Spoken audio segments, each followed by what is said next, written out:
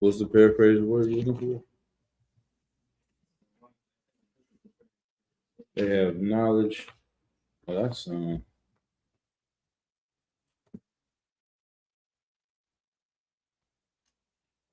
zeal for the Lord, not according to knowledge. Romans 10:1. That's not the one you're talking about, though. Okay.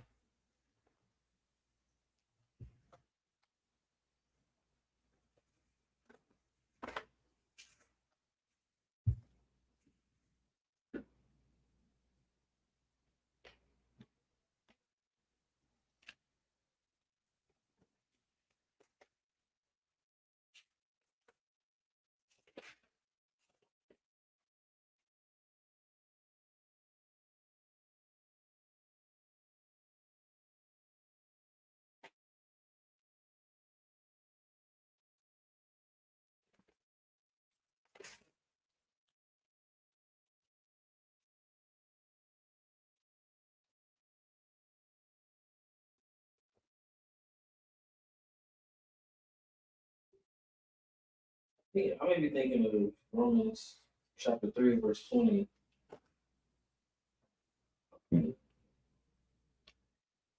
What does it say? Maybe something else, but this one says, therefore, by the deeds of the law, there shall no flesh be justified in his sight, for by the law is knowledge of sin. Mm-hmm.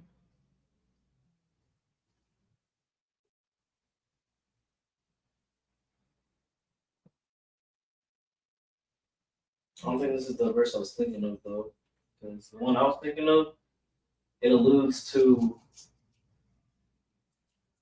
your sin is worse than a person that doesn't know it's wrong. Like that's what I was. That's the verse I'm trying to think of. Okay. Let me think in a second. Hold on. Hey, Shalom. Yabashim Yoshabagathon. Trooper Matham Yad. Shalom Yabashim Yoshabagathon. Trooper I Warp a lot. Hosan Christ. We're going to get it rocking and rolling, Akim. Real quick. 1 second. 2, 3.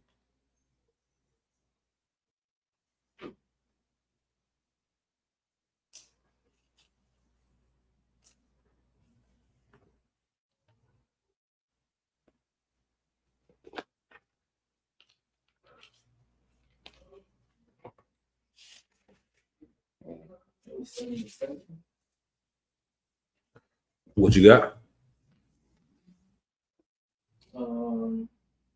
He said maybe Romans chapter 7, verse 7, possibly. It goes, the book of Romans chapter 7, verse 7 says, what shall we say then? Is the law sin? God forbid. Nay, I had not known sin, but by the law. For I had not known lust, except the law had said, thou shalt not covet. Verse 8. But sin, taking occasion by the commandment, wrought in me all manner of concupiscence. For without the law, sin was dead. But so I think the one you want, or more on topic of what you're saying, is Hebrews 10:26. Hebrews 10:26. It may not be the one you're looking for, but to what you're saying, this applies. So,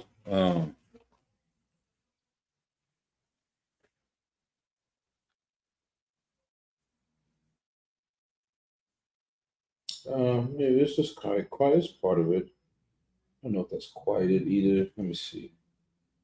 So, go ahead. The book of Hebrews, chapter 11, verse 26. You use the mic? Oh, yeah, we. About a shot.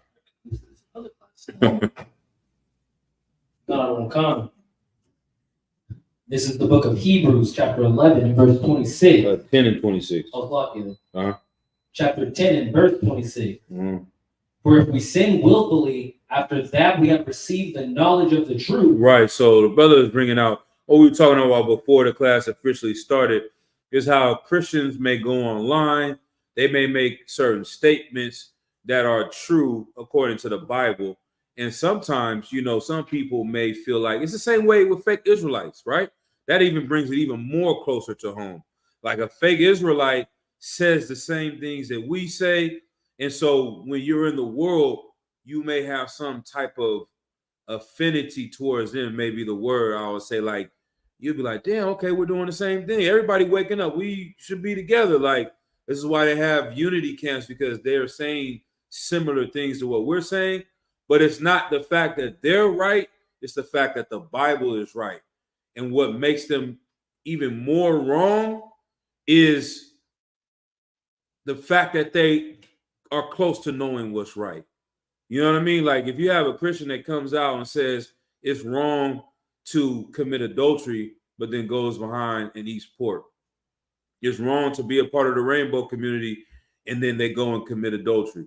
You know what I mean? It's like they're picking and choosing certain things that they feel that they don't do or caught doing. We'll say that too for a lot of them, but they use that as a way to like bully other people, but they really don't care about the Bible enough to actually obey it. Right. And so this is showing that it'll be worse for them. So read it again. The book of Hebrews chapter 10 and verse 26. Right. For if we sin willfully. If we sin what? Willfully. Like you're willfully doing it. You're going along with this, knowing. You read in the Bible, it says in Leviticus, it's an abomination for a man to be with a man. And then you didn't read where it said you're not supposed to eat pork. Why are you using that? Like, I remember in the world, before I came into the truth, one of the things, I saw two things. One, I saw somebody battling a Muslim versus a Christian. And then the Muslim was like, the Muslims, we don't eat pork. The Bible says don't eat pork. You Christians, you eat pork. He said the Muslims, the Bible says a woman's supposed to have her head covered. Our women have their head covered. Y'all don't do this. And he pointed out something else. He said, I'm more of a Christian than you. You know what I'm saying? Cut him. I'm like, damn. He's showing the hypocrisy of the Christian church. And so me, if you're an emotional person, you would try to battle him and like try to show what he's doing wrong. You know what I'm saying? Instead of being cut. And that's one thing that women do because they're emotional. When someone points out their flaw and what they're doing wrong, instead of them looking in the mirror and saying, you know what, you're right, I'm going to change, they'll try to battle you back and point something else you're doing wrong. But me, when I heard that, it cut me. I'm like, damn, I don't believe in Islam. I don't believe in the Quran. But he's right. He is following the Bible more than I am. So let me stop eating pork. Right.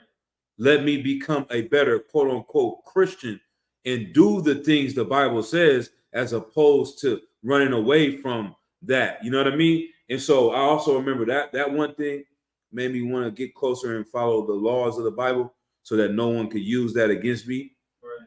And another thing was when I heard the rainbow people say, when we say it's wrong for them to live that lifestyle and it's abomination according to God, they will pull Leviticus and say, you're only pulling this scripture. The Bible also says don't eat shrimp. But how many Christians eat shrimp? So you're picking and choosing.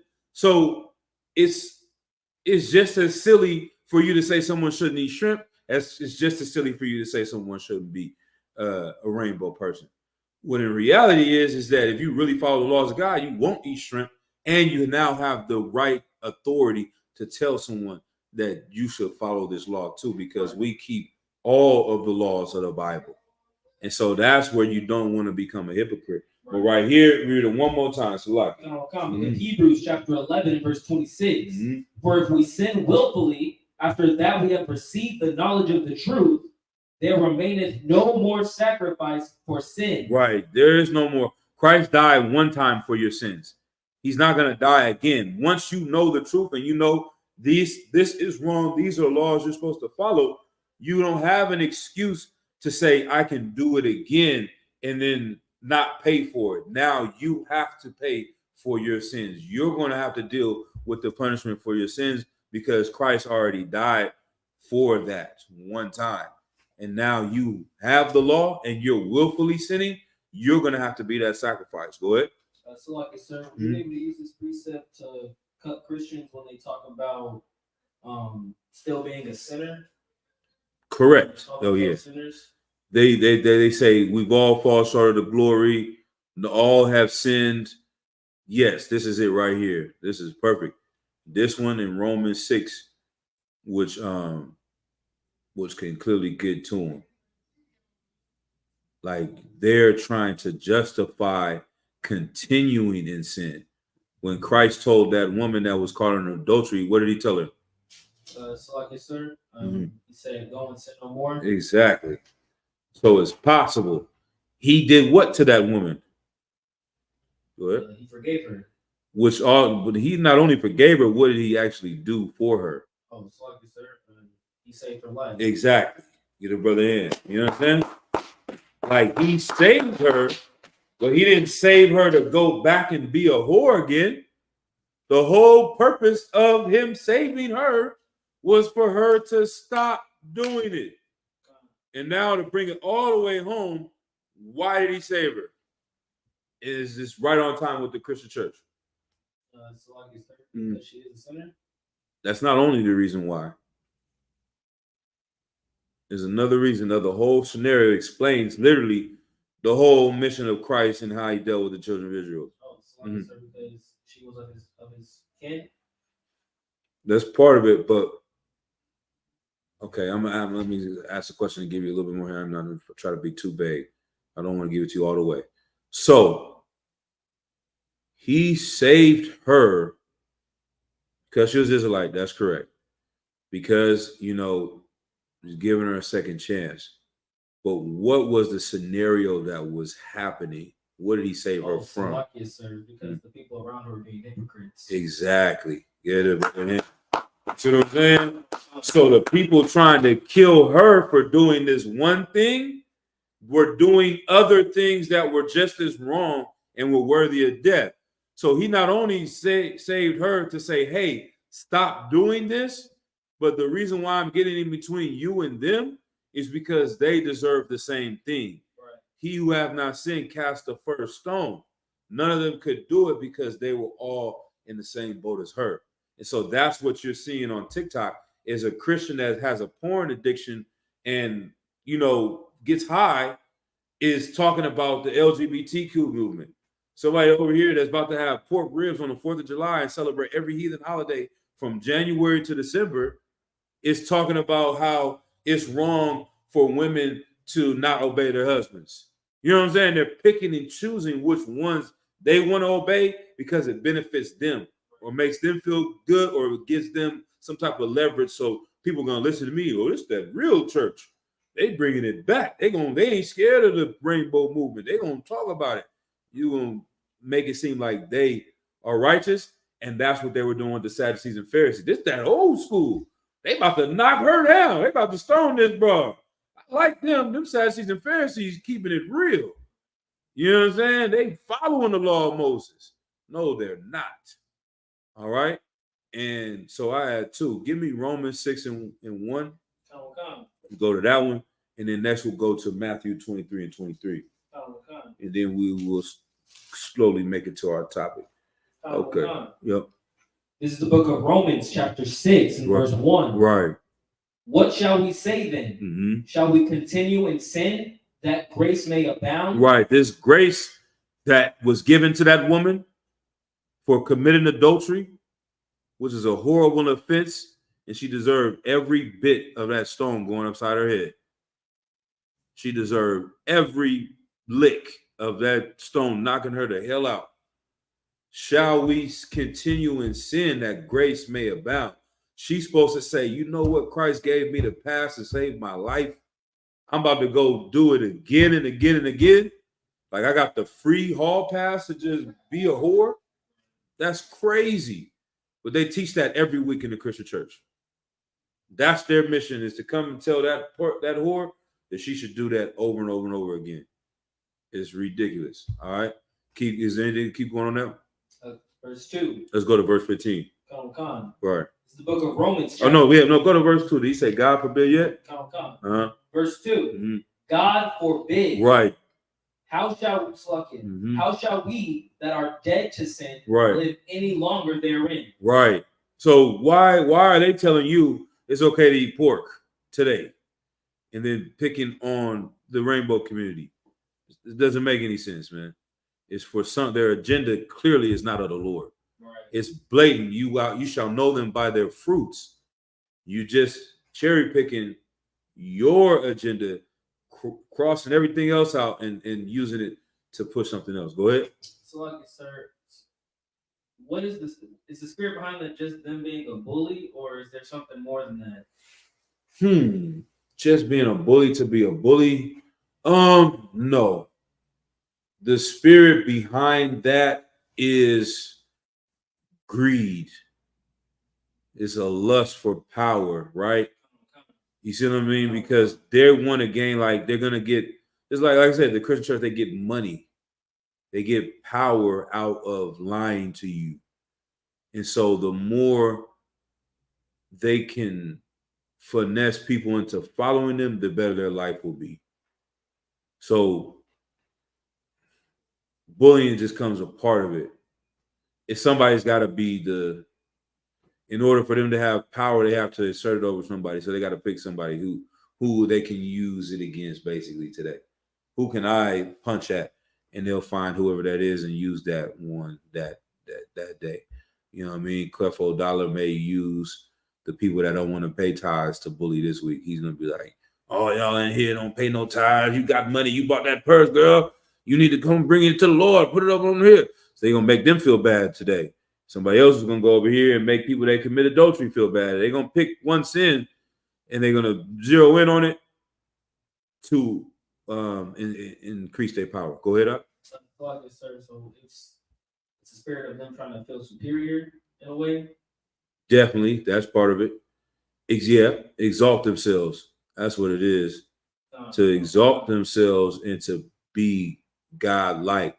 Like that's what it says. What in Timothy, they have. Matter of fact, go to that one. So like it. So Timothy 2, 1 Timothy or 2 Timothy 2 and 3, where it says, in the last days they will. 2 and 3. 2 Timothy, 1 Timothy. 2 Timothy. 2 Timothy. Chapter 3. And so,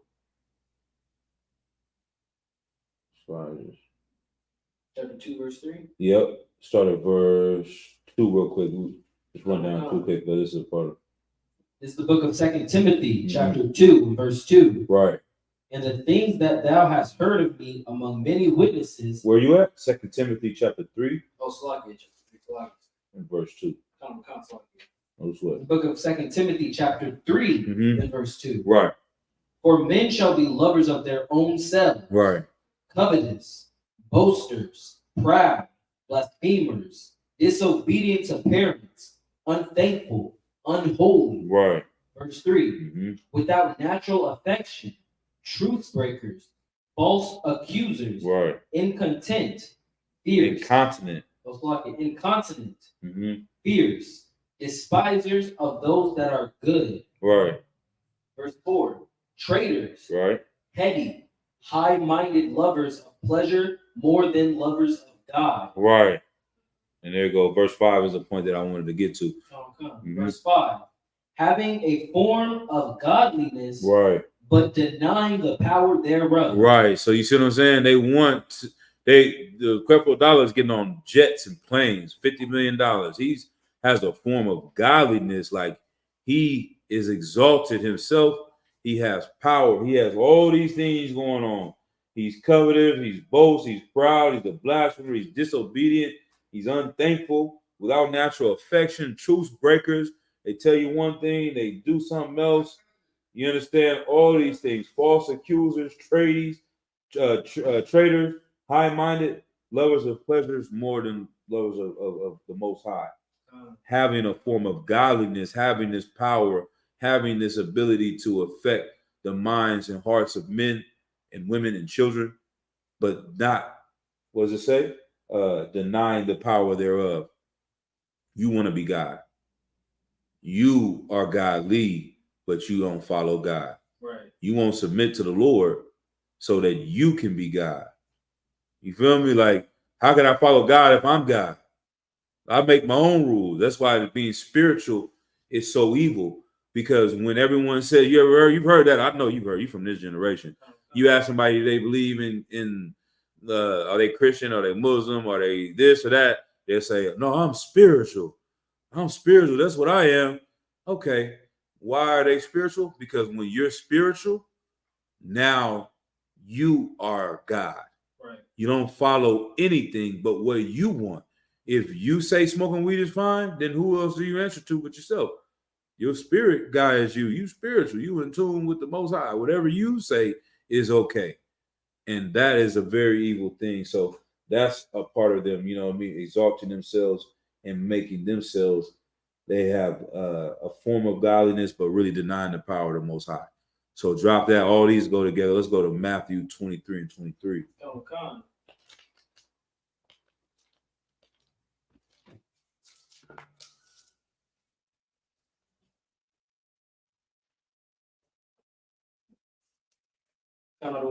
Mm-hmm.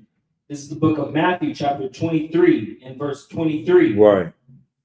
Woe unto you, scribes and Pharisees, hypocrites, for ye pay tithe of mint and anise and cumin, and have omitted the weightier matters of the law. Right. So woe unto you, scribes and Pharisees, hypocrites. Once again, it's the hypocrisy of the Christian church today. It's the hypocrisy of the Muslim mosques. Ye pay tithe of mint and anise and cumin. Yeah, the Muslims gonna say, yeah, I don't eat pork. Yeah, the women's their heads covered. Yeah, they believe a man can have more than one wife. You see what I'm saying? You like, I don't know anything that they say that's right. They say a lot of things that are similar to what the Bible teaches, or that are right according to the Bible, right? They may tell you you should not kill. I mean, all these different, they're going to tell you some right things, but they got them from the Bible. It doesn't make them right because they're not really following the Bible. They're cherry picking again. That's the best word I can say. They're picking which parts they want to use and leaving the rest out. And that's what the Christians are doing on TikTok. That's what the Pharisees were doing back then. That's what Creflo Dollar is doing today. That's what the Pope is doing tomorrow. This is what all these people have done when they take elements. And like I said, they may be different layered levels to it, right? That almost appear like they're getting closer to righteousness. Like I said, the average Christian church, they celebrate on Sundays. The Seventh-day Adventists, they keep the Sabbath. You see what I mean? The Jehovah's Witnesses don't celebrate Christmas or Halloween. So it looks like they're on a higher tier than the low-level Christianity, which brings you all the way up to fake Israelites. It's like they want to have a bond with each other and say that they are similar enough to I respect you. Right. And they hate the ISUBK because we don't give a damn about that. Right. You see what I'm saying? Appearing to be righteous does not make you righteous. Acting similar to what we do doesn't make us together. Right. You see what I mean? Christ said, if you're not with me, you're against me. He said, follow me. It wasn't no two bodies. It wasn't no multiple different groups. Christ is not coming back to a whole bunch of, he's coming back to the Lord's army. He's not coming back to a bunch of different militias. You see what I'm saying? Oh, you guys over here, and we're going to pull a little bit of y'all out of this fake Israelite group. We're going to make one conglomerate. Nah, that's why they have all these unity camps, because they feel like they're similar enough because you don't eat pork and you keep the Sabbath and you believe Passover and that we're Israelites. We're close enough to be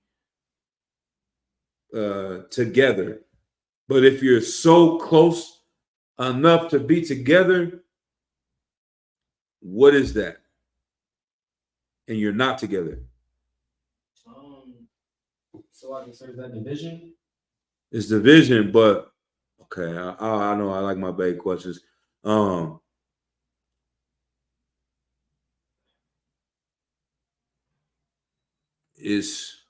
And that's kind of, I know the precept you were trying to find initially. But to them, I always talk kind of like to reverse things, right? If you look at things one way, if you can flip it upside down, you'll see the other way of what's going on here. What am I saying? If they believe because they're similar to each other, they are together, but they're really not, and they believe that it's righteous for them to be together like that. That's the key word. They believe it is righteous for them to be together. This is the question that I'm asking. What are they? What is it really? If they are so similar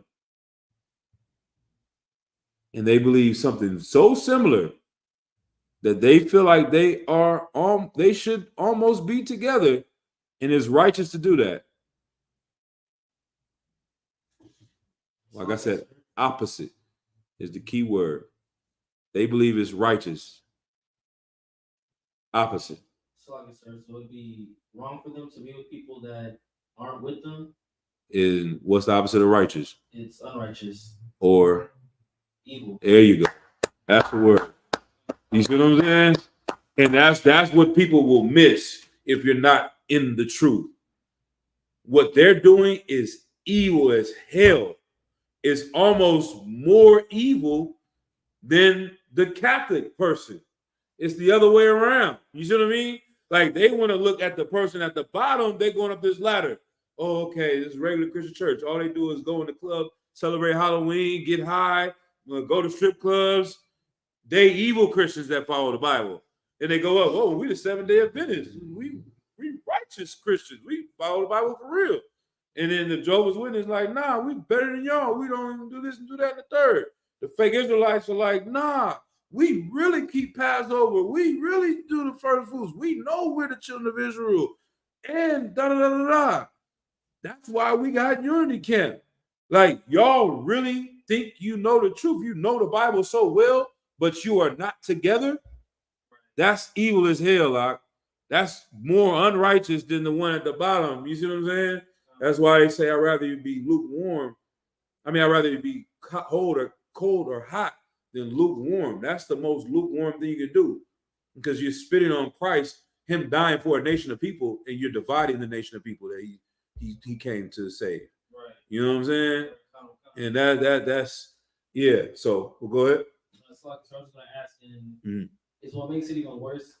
Is it because they have knowledge that it should be one body and they're still choosing not to? Exactly. And that's where we go. If you have knowledge of the law, then what do we say in Hebrews 10:6? Like 10:26? If you have knowledge of the law and you don't follow it, there is no more sacrifices for sin. Okay. Like Christ died for the ignorant person in the Christian church getting high because they don't really know the law. They don't really study the Bible. All they're doing is going and see the pastor telling them, come as you are and do whatever you want. So that's exactly who Christ died for. He's like, man, this person that's following this creflo dollar don't know what the hell they're talking about. They never read the Bible. They had no one to explain it to them. Why would I be mad at them for smoking weed? But you over here, you in a fake Israelite group, and you professing to be the truth. You go out and yell at people on the streets talking about they the 12 tribes of Israel, and then you going home and beating your wife. Nigga, you are the most evilest nigga on planet Earth. You know, and you still willfully do this. That's crazy. You see what I'm saying? That's the Sadducees and Pharisees. That's who Christ was going to war with. He wasn't going to war with the goddamn sister on the street that grew up and got molested. Nobody tell you the backstory of why she was committing adultery on her husband. It's because some Sadducee and Pharisee molested her. Right. The Christian church. She's a whore because y'all made her a whore and y'all gonna kill her for it. You see what I'm saying? This person over here is in the rainbow community because the pastor molested him, and then you're gonna make a video about the whole world is turning rainbow. You see what I'm saying? So that's the mindset. That's what Christ is seeing. He's seeing through that BS. Like, nigga, you should be dead. And she should be dead too. But let's get this in order first. Let's go to the root of the problem. You're the root of the problem, not her.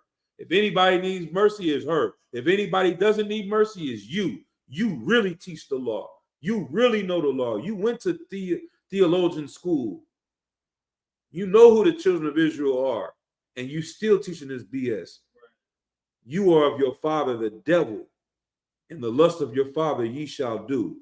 You understand? He was the father of lies. That's what it says in John. We'll pull that one too. But let's finish 23 and then we'll go to John. All right. So I get more to the top or from Who is this weirdo talking in the comments? What'd you say? Go to 20. Where we at? 23, right? We're at Weird Matters of Law. Yeah, let's start from the top. Right. Book of Matthew, chapter 23, and verse 23. Right. Woe unto you, scribes and Pharisees, hypocrites! Right. For ye pay tithe of mint and anise and cumin. Right. That's the same thing they do in Christian church. We pay tithes. They follow one law of the Bible. They focus on that. Everything else they don't do. Keep going. And have omitted the weightier matters of the law. Right. Which are? Judgment. Okay. Mercy. What else? And faith. Right. These ought ye to have done. Right. You left that out. You're going to make this payment and make that seem like that's what makes you righteous and holy. You fake Israelites are going to stop eating pork and make you feel better compared to the gangbanger in the street. You're going to say he's 2/3 because he don't listen to your fake Israelite breakdown at 5 minutes at camp on Saturday. He didn't just drop his everything and bow down on his knees and say, yeah, Most High in Christ, I want to become here. Give me some friends right now. Listen to your weak ass camp speaking. I'm about to join this so-and-so and follow so-and-so. That nigga 2/3. Nigga, you are the 2/3. He might get saved. He might get some mercy because you didn't have no mercy for him because you've been in a fake Israelite group for 3 weeks. Now you are better than every other black, Hispanic, Native American Indian. That's IUIC. Right. You understand? That's the purple cat. Like, they've been in this group for 6 months, and now every nigga else, F. Trayvon Martin, F, you know what I'm saying? He deserved to die. Why didn't you deserve to die 6 months ago? It's crazy. And now you are saying this on him, which is even more reason why you deserve to die right now. Because you think that you're separate from him when you literally, we know you are a homosexual in a purple garment. We know you go and sleep with you know what I'm saying, transmissions, and they, you know, one of them got caught doing that, right? You know what I'm saying? Like, he on the streets talking about this nigga's 2/3 because he didn't listen to them, and then he goes back and deals with a transformer, and he doesn't listen to the Lord. Who's the Lord more angry at? Right. The person that knows the law and disobeys it, or the one that doesn't know and disobeys it?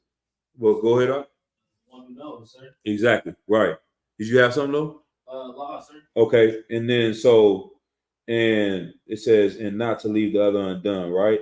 And so that's that. That's the spirit behind that. Let's go to the one I wanted after that. What was that? Damn, I didn't forget what I called. So like you said, Leviticus? No. We went from Matthew, to the scribes and Pharisees. Oh, give me John 8 and 44. Come. Yep. 8 and 44. And then I got a couple more precepts on brotherhood real quick. Let me go into that a little bit. This is the book of John, chapter 8, verse 44. Right. Ye are of your father, the devil. Right. And the lust of your father ye will do. Right. That's what they're doing there. You know what I'm saying? When they are telling these lies, it's because they're trying to be like the oppressor who is trying to make himself a god. And they exalt themselves and use it. That's why, what's another word for Shaitan or Satan? What is he called? That's like Lucifer. Right, but what does Shaitan mean? You familiar?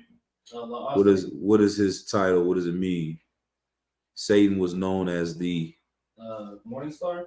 Nah, that's one of them, but that was Lucifer, but similar thing. But Satan was known as the accuser. Oh, come. You've heard that before? Come. So that's what they doing. You see what I mean? Pastor accusing you gangbangers. What's wrong with the black community? We need more police. You gangbangers is terrorizing the community when he's the real terrorist. Right. He's really what's wrong. It ain't the 15-year-old kid that's in the gang that's what's wrong with Oakland. Don't ever let them confuse you and tell you that. Baba Kashaf. All y'all online. Don't ever let the pastor confuse you and tell you that the nigga selling dope is what's wrong with the black community. That is a part of what's wrong with the black community, but he's not the cause of what's wrong with the black community. The pastor is the cause. It starts there first because it says we were in need of a good shepherd. They lead the flock astray, and that trickles down to everything. It starts with that first because the only way to fix our community is with this Bible. They're the ones teaching it and using it incorrectly to profit themselves. So why would you be surprised that our communities are destroyed? Right.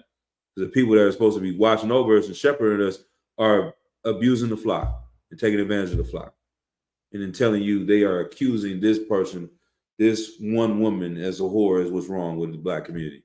This one dude that's in the rainbow community is what's wrong with the black. This one, you see what I'm saying? All of that except themselves, right? But go ahead. Mm-hmm. He was a murderer from the beginning and abode not in the truth. Right. Because there is no truth in him. Right. When he speaketh a lie, he speaketh of his own. Right.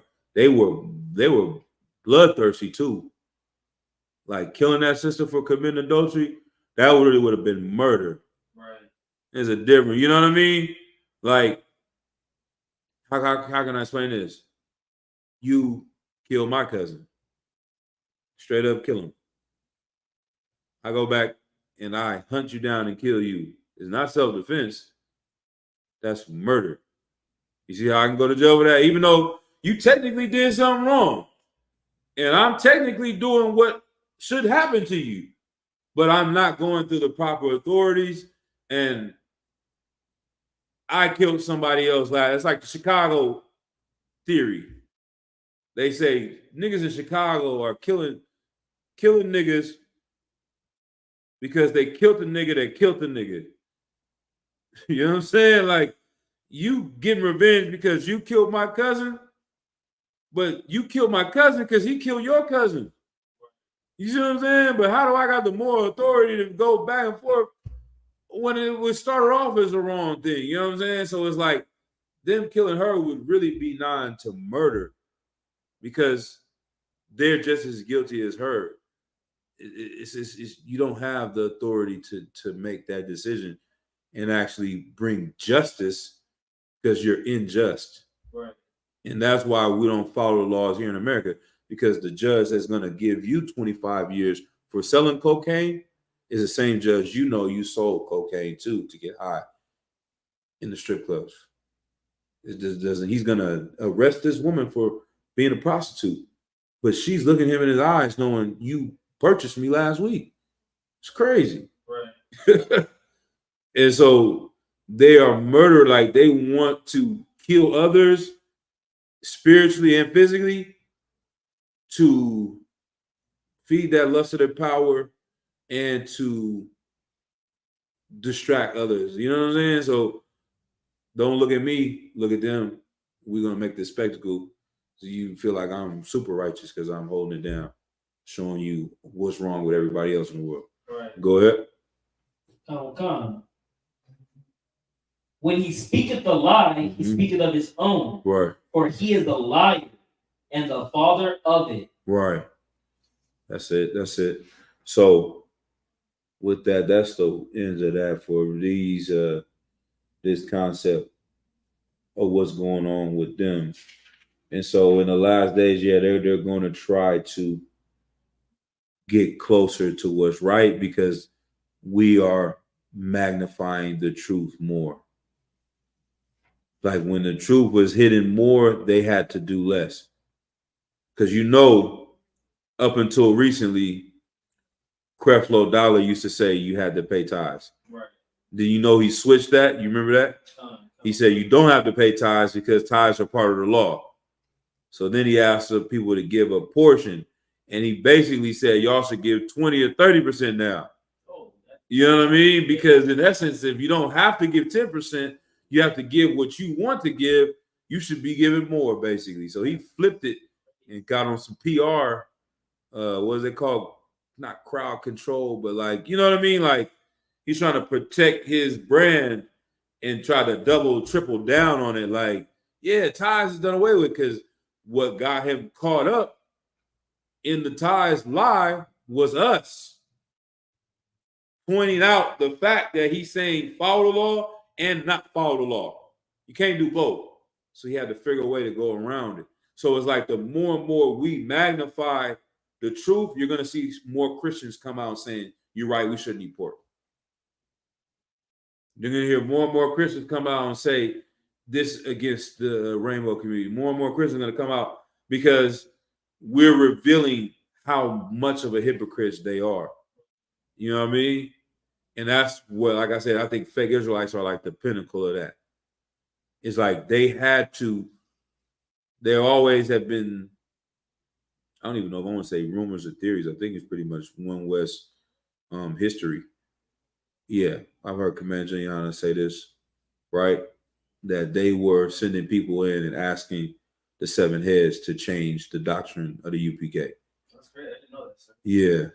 Everyone call them the Rosicrucians or the Illuminati or the government, whoever you want to say, we're bribing them with millions of dollars. Like, we'll cut you a check if you change the doctrine of the UPK. And then all we know is a few years later, you get some group of purple people with millions of dollars that have changed the doctrine of the UPK. And because they have to be so close to us to missteer the people that would have come to us. Right. That's why I say it's so evil. Like, we've revealed so much that the only thing that they can do is have someone look like us to try to silence us, or what's the other word? Neutralize our power. That's the perfect word. That's what they use in the gun. They're talking about we got to neutralize this person. They want to take away from our effect by putting a group out here that is so similar that people think it's us, and that the people that might have came to us can go to them. They have a secondary, thirdary, fourthary option to go to. And last thing just hit my mind, right, when it comes to things like this, that Esau is such a cunning bastard that they've always have done that, where it's called you can't beat them, join them. And that's what's coming to my mind, right? So that's what, and it, like I said, nothing is new under the sun. And then once you know what's going on now, you can better understand the Bible. And then the more you understand the Bible, the more you can understand now. It goes, did you understand what I said? But it makes perfect sense. Like, the more you see what's going on now, you see how the police act and how they treat us, you understand that's what was going on back then. And then the more you get into this Bible and see how it was back then, the more and more you can interpret what you're looking at right now. And so back then, the Greeks and the Romans were trying to destroy the children of Israel so much because the real prophets were teaching the truth. So they had to get someone that looked like the prophets to represent the priesthood, Sadducees and Pharisees, the sellouts that are willing to work with the Romans. And that's why I don't know if you saw that class, but when I think your pops was here, it was when they took the high priest garments. So Maccabees? Yeah. Well, later on, after the Maccabees, the Greeks and I think the Romans, the Romans owned the possession of the high priest garment, because when he would come out once a year for the Day of Atonement or go into the Holy of Holies and sacrifice for everyone's sins in Israel, only the high priest could go into this room once a year and do the sacrifice for everyone's sins. There was a certain garment he had to wear. And that's how people knew this was the high priest who we listened to and follow. It's a very high position in Israel, very respected position. The Romans were so evil, they would take that garment and only give it to who is going to listen to them. So in the people's mind, when they see you come out with a garment, They're like, this is a man of the Lord. This is who the Lord has chosen. But on the back end, the truth is, this is who the devil has chosen, and this is who is going to obey us. So now he has the power to tell you what to do, and you think the Lord is telling you to do that. And that's the same thing. They put Creflo in power. They put Purple Cats in power. They'll put whoever, what's his name, Reverend Jesse Jackson. When we're about to riot and get ready to go to war because they killed a brother, they send the pastor out to come out and represent God and say, you got to love everyone, you got to forgive, turn the other cheek, stop burning down your city. He has been put in the position to be the voice of God by Satan. And they've always used that tactic. And so now we're seeing it again. Like, that's what they've done. They want to put the high priest garments on this purple cat and let him speak to the people, so now that he can misguide them and trick them into following Satan. Go ahead, Doc. So like, sir, I was going to ask, can we go to that chapter and verse? Oh, part about what? The high priest garments and all that? That's literally, Mhm. It goes perfectly with how you said, when you look in the world today, you can go back to the Bible and understand more. When we look at the Bible, you can understand the world more. Right. Right. Right. So there's not a specific verse in the Bible that explains that concept of the Sadducees and Pharisees. I can give you a precept that goes and verifies what happened. But that it doesn't explain that garment thing. That is something I believe in the book by Josephus. It explains more, and it's the book I have is called, I believe it's called Jesus Christ the Zealot, or something like the Zealot Jesus Christ. And I can bring it into you, or if you want me to just point you in the direction of it and show you those things, or we can even talk about it next week. But that was a very interesting topic to me when I got into that. But the Bible verses for that is this one right here. And take away.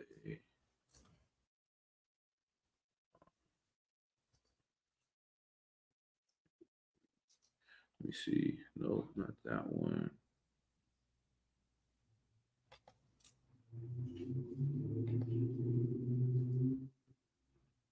Let's see. Give me John chapter 11, verse 48. Come. This is a heavy precept. So yeah, this is the one you want for that. It is crazy that they would get caught saying this, in essence, which shows you what was really going on. Come. Mm-hmm. This is the book of John, chapter 11, and verse 48. Might have to go up a little bit. So, let's see.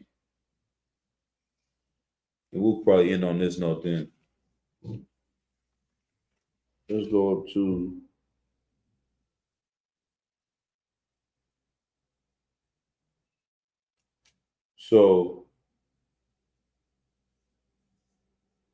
is the whole concept. Let's go. Let me give you the context of the story real quick.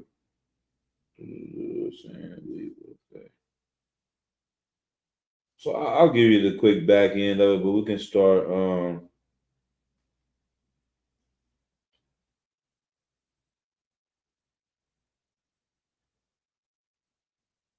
Start at verse 43. That's enough. People know the story. No.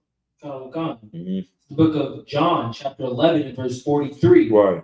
And when he thus had spoken, he cried with a loud voice, Lazarus, come forth. Right. Keep going. And he that was dead came forth, bound hand and foot with grave clothes, and his face was bound about with a napkin. Mm-hmm. Yahweh saith unto them, loose him and let him go. Right. So Christ is going to the grave where Lazarus was put in, the stone was over it. He removed all that and brought him back to life. And he said, let him go, right? Verse 45. Verse 45. Then many of the Jews which came to Mary and had seen the things which Yahushua did believed on him.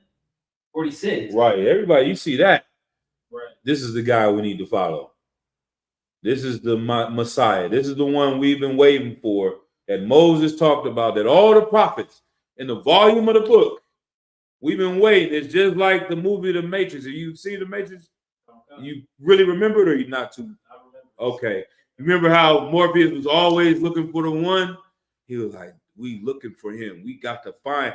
The oracle's been telling us somebody's going to come and free us from slavery, from the machines. The Israelites were looking for the Messiah because they were slaves, huh? The church has turned into some old Christian dogma and doctrine. Like, nah, you know what it's like to be on a goddamn plantation, huh? And you've been working from sun up to sundown every day, or any nigga that's been to jail and prison, and they gave you life in prison, you're praying every day to get an appeal. You praying every day they will change the law. You praying every day that they will release you and let you go home. You praying to get off that plantation. You want to be set free. That's how the Israelites felt. Wasn't no spiritual crap. They like, nigga, there's going to be a nigga, a black nigga that's going to come, that's going to be born, that's going to kill these Romans and free us. And we can have our own kingdom and be in charge again. This is him. He just raised the cat from the dead. Gotta be him. Everybody knows it's him. This is how the Pharisees felt when they should be looking for him. You see what I'm saying? Keep going. Verse 46. But some of them went their ways to the Pharisees and told them what things Yahushua had done. Now, it could be both. Some of them could have went in context. I'm not going to give, I'm just my own, you know what I mean, looking at it. Some of them may have went, maybe they're saying it because they're trying to tell them, we found the one. Right. Maybe some of them went because they were trying to snitch and say, we got somebody out here that's a problem. Who knows? Well, we're going to know what they took with the information that they got from the story of what was coming back. Like, that's Nate. You know what I mean? Like, someone came to Nate, like, yeah, there's some niggas in Harlem. They actually, getting niggas off of drugs and teaching them that they can have more than one wife and showing them how to follow the laws of God. And there's some niggas in Harlem right now that is doing the work of the Lord. And they like the dude in Belly, like, I don't like that. I don't like that ish. You know what I'm saying? Why don't they like it? Keep going. Verse 47. Then gathered the chief priests and the Pharisees a council and said, what do we? For this man doeth many miracles. Do you know how evil that is? They called a major council because there is a black man doing the work of the Lord like no other, who they should know was supposed to be coming. The man they've been allegedly should be looking for is here, and they called a major council like, what are we supposed to do about this? Right. Keep going. And said, verse 48, if we let him thus alone, all men will believe on him. Who? All men will believe on him. And once again, is he talking about all men? How do we know he's not talking about all men? Because it's going to reveal that he's talking about the children of Israel. So that cuts the other John 3:16 when he says that God so loved the world, right? Keep going. I'm at 8:32. I know I'm going to get long-winded when I get in the spirit. But it says all men, right, shall believe on him. Keep going. Okay. And the Romans shall come and take away both our place. Take away what? Both our place, right, and nation. Good night. So how did they get their place? So I can start from the Romans. Exactly. They got put in charge by the Romans. If we don't keep these niggas in check, if we don't keep them sinning, if we don't keep them from following the laws of God, the Romans are going to remove us from being high priests. It's our job. Go ahead.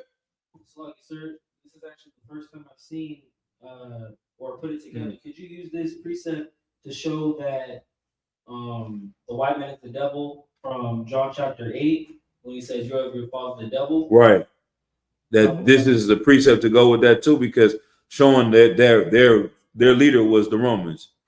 Their fathers was the Romans. Right. That's who they obeyed. Yeah, that's perfect. That's a good sign of Christ. Yeah. Yeah, this one right here is showing who was in charge of the Pharisees. Who is going to come? They're going to come take our place or our power, our position of power, and our nation. They're going to kill us. And that's why there's another precept where it says that one man should die to save our nation. Like they wanted Christ, they wanted to kill Christ so that they were scared to go to war with the Romans. Basically, they were in fear of fighting back because they didn't know how Christ wanted to fight back. They thought it was going to be a carnal war. And so some of them in their mind were cooning out, selling out because they were allegedly trying to protect our own people. But in reality is they really were just greedy bastards and wanted to be in positions of power. So yeah, the Romans had these people's the high priest garment. The Romans had elected this. And the history and the backstory of it, we'll go into it. Maybe that's what we'll get into next week. Go back into that high priest topic. Is after Maccabees, the people that were in charge from the Maccabean revolt, they made a deal with the Romans for a peace treaty. To, you know about that one a little bit? Right, you know what I mean? So they went into a treaty with the Romans, and then after that, the Romans basically had their hooks in us because they got us on record saying we will go in war with them if they have enemies. Our enemies will be your enemies, your enemies will be mine. And there is no equality with heathens. So now they got us on record having some allegiance to them. As soon as they get the opportunity, them being a bigger and mightier nation with weapons of war, they will put themselves in positions of power over you. I try to think of a good example of how they do that to us today. You got some? Oh, so I guess I'm just gonna, as that's how they put Herod in power over them in that time. Exactly. And they place him in charge, and they put the Sadducees and Pharisees in charge. So the same people that made those deals were the children of, I believe his name was, I think it's John Hyrcanus. He was one of the brothers or grandsons of Mattathias, who was the first one. His son Judas Maccabeus is one of his brothers, and one of their grandchildren. They got in charge, and then they started making deals with the Romans, and the Romans put them in charge of the high priesthood and put them in the bloodline of being the kings.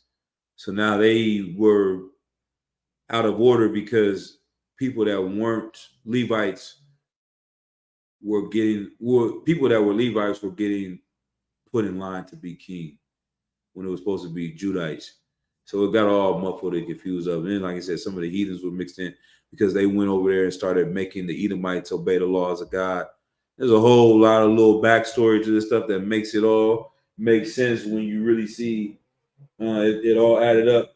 The long story short itself just stood out to me about these cats, man, when they oh man, it's too hot, but I think that's that. Let me see. First man. Yeah, let's keep going down a little bit. Yeah. Explain. That's the verse I was looking for.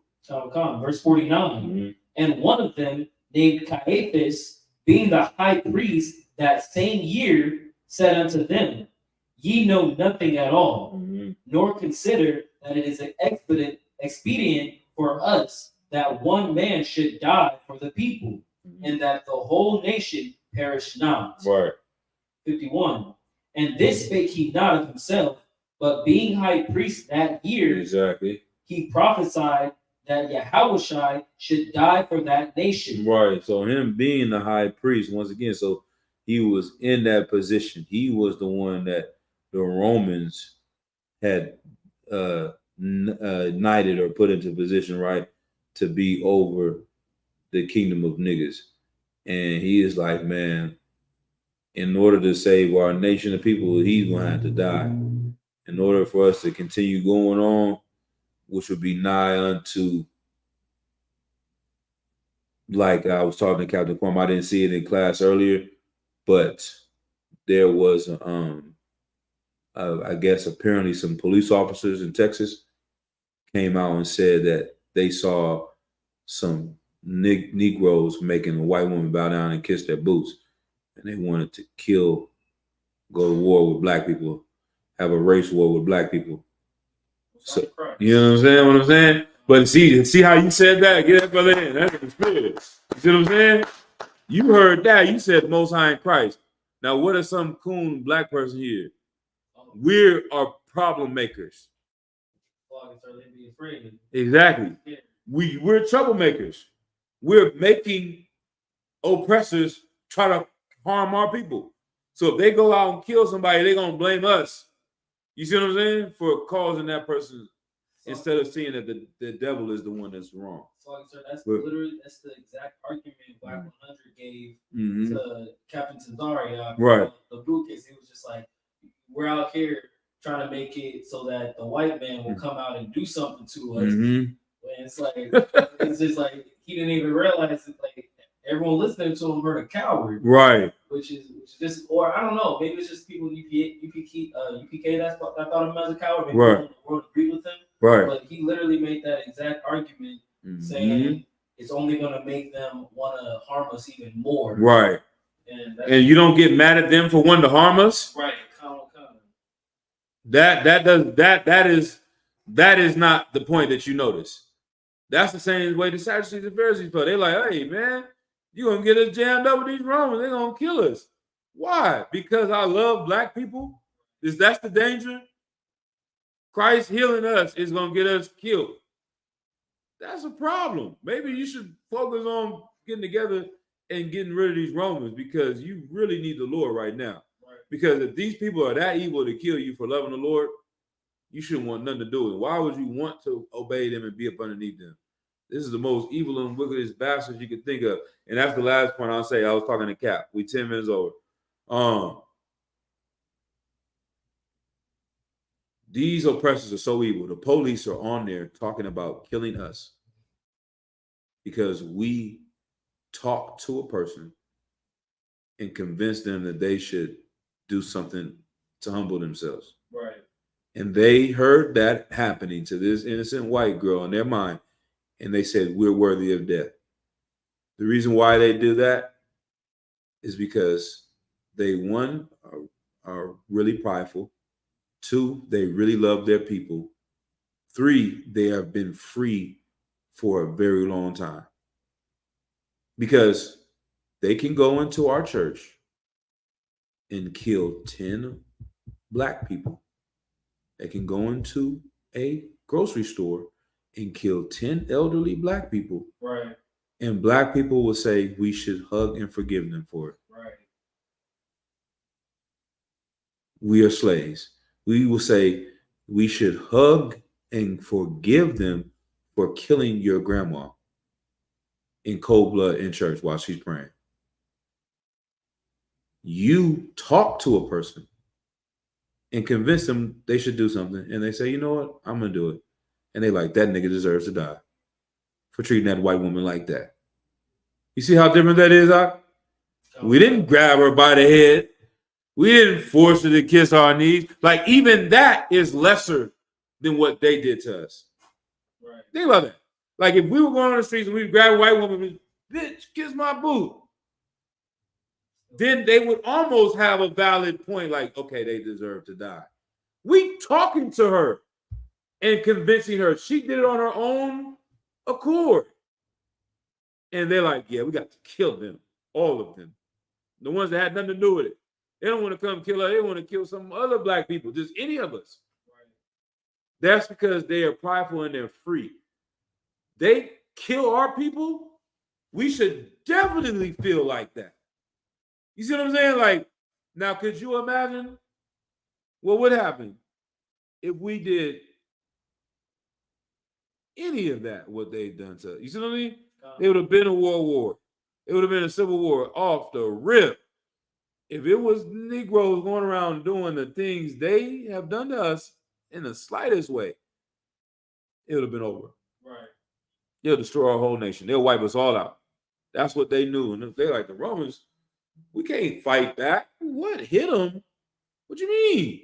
You gotta let him punch you. You gotta let him rape your wife. You gotta let him take your children from you. Because if you stand up, he gonna kill all of us. That's how they felt when the Nat Turner revolts and all the different revolts they had on the slaves. What you mean you gonna fight back? They're gonna kill everybody. Let's not do nothing. Let's go along with what he said. The white man, complete opposite.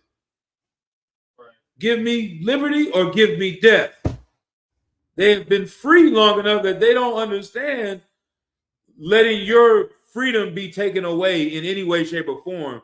That someone even bowing down on their own. They're like, nah, they use some mind trickery. That she wasn't free. That was manipulation. That is a shame. That is evil. Right. We're going to kill them for that. But then they can pay a rapper millions of dollars to come and tell you that you should do drill music and kill each other in Chicago. And then we'd be like, man, niggas, they can't do nothing right because all they do is kill it. That's mind manipulation. That is their fault. They do deserve death for Chief Keef rapping this garbage. They can understand that because they're free people. We can't understand that. We don't see that they're going to war with us and they're using us to do it. They see us now. Oh, yeah, these niggas is getting ready for war. They just made a white woman get on her knees and kiss their boots. Oh, they're on another type of time right now because they see what's really going on and they have the power to convince our own people to go against us. Right. That's a threat to us. And they've been doing that to us for 400 years, really for 3,000 years. They've been using our own people, the Sadducees and Pharisees, to go against us, and we not figuring it out. That's why I say the UPK is the home of the smartest niggas on planet Earth, because we brothers here understand this, which some of the smartest people in the world apparently that go to school and get doctors can't understand. Go ahead, Doc. Sir. I was just gonna add a little comment saying that is the ultimate gaslighting on our people right there. Right. Where the one thing that's gonna make us better is the thing that causes the most fear in our people. Damn. To go against them. Right. Even though that's what's actually gonna liberate us from being with them. Damn. And it's crazy to hear it again in the way you put it. Most High Christ. That's heavy the way you said it, and that's and they've always used the fear of death, right? And then it brings it all full circle. They've always used the fear of death to control us, and once that doesn't have power, all their power crumbles, which is bring it on. The story we just read, what happened?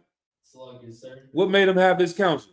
The fear of the Romans, the white man. No. What made them have the council? Salakia, Christ bringing his people together. How did he do it? Salakia, by preaching the truth. But no, what was the incident that sparked? Bringing back life. Exactly. Bringing back life. He's making these people fearless now. If they ain't scared to die, then they'll fight all the Romans. You ride with him, nigga, he can bring you back to life. What the hell we scared of? Let's go to war now. We got it. We invincible. You see what I'm saying? You ain't scared to die no more. There's nothing they can do to you. They can't stop us. Right. This is unstoppable. Every movie, it's the worst part of the movie. I always say that when it comes to the truth. The worst part of any movie of drug dealing or anything is in the movie Belly. Nigga, DMX was we running through red lights, nigga. I'm out here smoking weed. I'm getting high. I'm broads, nigga. They can't stop us. That's the end of the movie. You might well take the tape out, take the DVD out, change the movie. It's over. This nigga's pride is gone so high, he think he's unstoppable. They gonna definitely stop him. Right. You never supposed to say that. As soon as you say that, you didn't, in the world they call it jinx. Like you didn't. Oh man, everybody let me out of the car. Now I should have got out of the car as soon as that nigga said that. Nigga, what? Unstoppable? How? You from Harlem, you from the Bronx, like nigga, the FBI, the CIA, you're not unstoppable. They about to lock your black ass up. Nigga, that's where this movie is going. Nah, man. This Bible, Yahweh Shai Mashiach, the Israelite School of Universal Practical Knowledge and the Command Jihana is unstoppable. Right. We will say it because the Lord is with us. They can't stop this because they can't kill us. We don't have that fear no more. That is too powerful for them to deal with. It's a threat if you don't fear death because you won't stop us from saying what we're saying. And then more people will join us and you can't kill it off. That's why this Bible is still here 2,000 years later, because the people they used to kill to stop working, it didn't work no more. It didn't work on Paul no more. It didn't work on Peter no more. It didn't work on John. It didn't work on Luke. It didn't work on Simeon, or you know what I mean? What's the brother? The Stephen that they killed with the stone. It didn't work on him. It didn't work on John, the revelator that was getting put on the island of Patmos. Like, we're gonna kill you, nigga. So what? You think I'm gonna stop teaching this Bible? You think I'm gonna stop repping for Yahweh Shai? You think that scares me? The nigga y'all couldn't kill? I know who I'm working for. It's over with. You know what I'm saying? What's they gonna do? They gonna make me lose my job because I speak the truth of the Bible? Right. Nigga, I ain't scared to die. The hell you talking about? I die on this. Right. So what you want to do? You want me to stop telling our people to stop eating pork? For what? Go ahead, Salaki. Salaki, sir. No, I just wanted to, you really put together in this breakdown why UPK says we want no cowards in our camp. Right. It's the one thing that they're afraid of. It's the one thing that they want us to be is cowards. Right. And that was the way that you put that from John to break it down and being and having no fear of them. Right. Was eloquent, sir. Man, most high in Christ, man. Barakatah Yahweh Yahweh Shai for the men above me, man, in the ISUPK, man. Barakatah Yahweh Yahweh Shai for commanding Jihana, man, for holding on to this truth and having a home for us. You know what I'm saying? Barakatah Yahweh Yahweh Shai for our King. You know what I'm saying? Right. Christ, his sacrifice, man.